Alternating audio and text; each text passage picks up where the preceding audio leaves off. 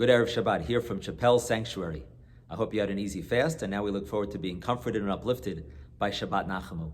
I miss you very much, and I look forward to seeing you again soon. This Drasha is being dedicated by Deborah and Dr. Bob Hadel in loving memory of Deborah's mother, Ruth Flagler, Zichrona Levracha, and also being dedicated by Ophir Muller in loving memory of his father, Miklos Muller, Zichrona Levracha.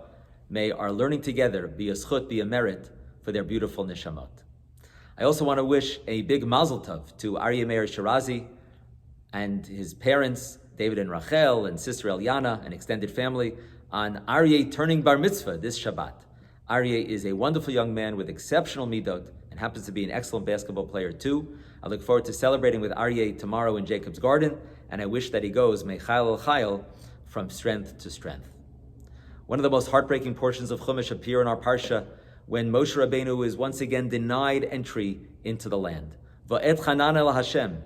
Va'et Chanan has a numerical value of 515, which leads the rabbis to say that Moshe Rabbeinu prayed 515 times to get into the land. But Hashem says to Moshe, like a parent to a child, Al tosef daber alai od badavar hazeh. Do not speak to me further about this matter. The negotiation is over, the case is closed.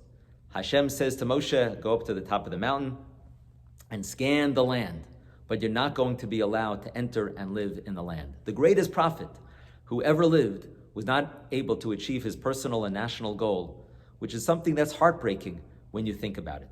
And the question of why God did not see it fit to allow Moshe to go into the land is a challenging one. But there's another question here, which is, why don't we hear anything from the people? Why don't they protest? Why don't they daven? Why don't they storm the heavens to repeal the decree to allow their leader to go into the land? Moshe multiple times gave of himself to save the 600,000 people. Couldn't the 600,000 people save one person, their leader? And I wonder whether it was going through Moshe's mind, thinking about the Jewish people and saying, my fellow Jews, my fellow citizens, what, you couldn't even try? Even though you might not have been successful, you didn't care enough to make the effort to daven on my behalf. And when we think about this and try to apply it to our lives, it's something I think powerful and has a lesson that's so important. We set goals with the aim of achieving them.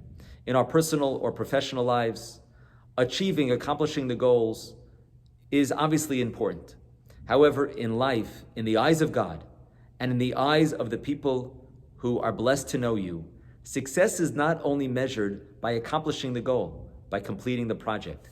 In Judaism, we celebrate the effort. What did you try to do? What gesture did you make? And the centrality in Judaism of making the effort is something that we can learn from the life and legacy of Moshe himself. Was Moshe's life a success? The answer, of course, is a resounding yes, and that itself is even an understatement. Moshe models for us that even if you're not able to achieve your ultimate goal or some of your goals, and even if you could just see it from afar, but if you give of yourself, if you're fully engaged in the effort, if you do everything you can to put in the effort to try to achieve something, that itself is the measure of success. And these days, many of us are tired and worn out. We might feel lost or down or frustrated because there's so many different challenges that are facing us.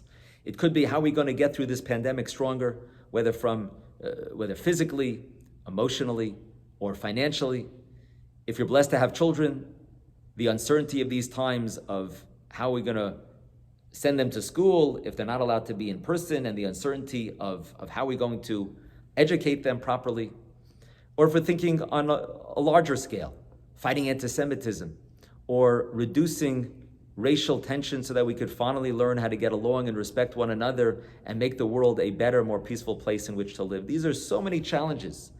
And it's hard to think about what the odds are in achieving the goals of success in these challenges.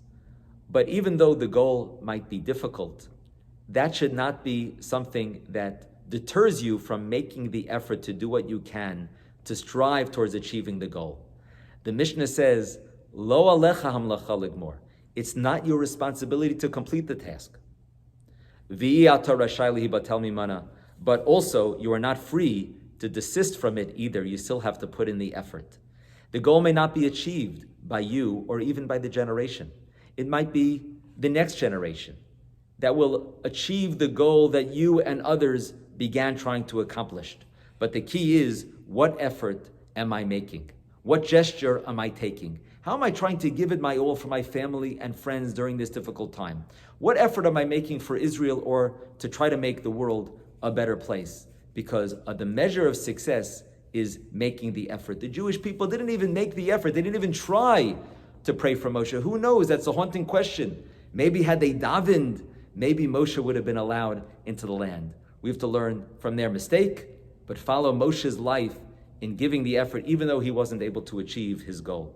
And here we turn to the powerful words of the 20th century South African anti-apartheid activist and author Alan Paton, best known for his book Cry, The Beloved Country. In his lesser-known novel titled Ah, But Your Land is Beautiful, Paton tells the story of a headmaster of an all-white school who took his athletic teams to compete against all-black schools until the Department of Education demanded that he stop. At that point, the headmaster of the all-white school resigns and takes up the cause with even greater passion. And shortly thereafter, he's visited by a leader of the black community who's impressed by the fact that he took a stand, is appreciative of what he's doing, but he says to him, "You are a knight in shining armor, but you are going to get wounded, and doesn't that bother you?" And the headmaster replied, "I don't worry about the wounds, because when I get to heaven, which is my intention, the big judge is going to ask me, 'Where are your wounds?' And if I say I haven't any, he's going to respond, 'Was there nothing worth fighting for?'"